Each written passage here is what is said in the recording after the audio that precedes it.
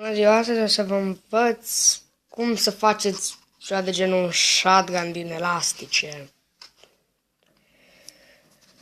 Funcționează, să încerc cumva cât să îl pun, să iau un elastic.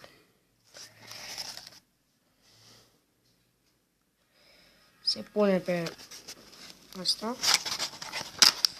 Ups. Stați un pic.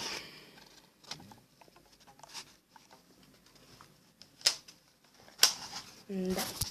Așa.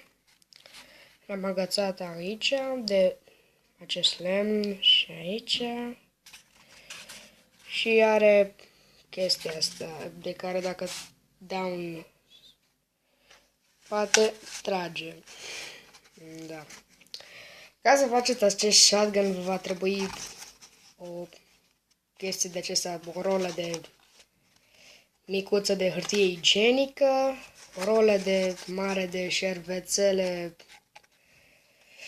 șervețele pentru mâini, aceasta, și încă o rolă micuță de hârtie igienică care va intra peste cea de șervețele pentru mâini. Nu e neapărat să puneți acest elastic. Aveți nevoie și de racet.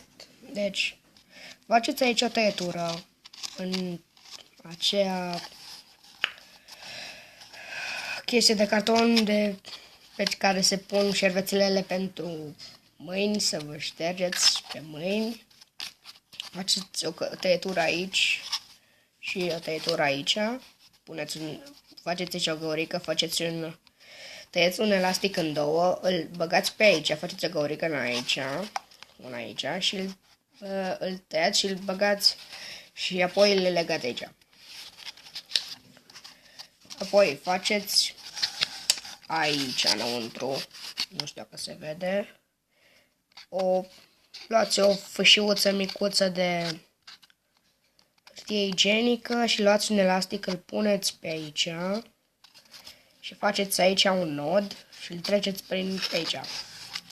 Și apoi faceți un cerculeț și faceți aici un nod să blocați, să nu iasă. Dar după ce se usucă racetul care îl puneți aici, nu o să mai trebuiască să le țineți neapărat. Apoi atașați această rolă de hârtie igienică aici. Adică pur și simplu o puneți. Eu nu pot să mai scot pentru că am pus aici și acest capăt de chibrit micuț tăiat în jumătate pe care se atașează elasticul. Deci o puneți aici și nu știu dacă se vede, stați un pic, așa. Aici este o tăietură micuță unde se agață elasticul. Și când trageți această rolă în spate, se ridică elasticul și merge înainte și nu știu, n-am încercat, dar cred că doare. Cel puțin ar trebui să piște. Să vă și demonstrez. Deci, luăm un elastic. Se pune acolo. Bam. Până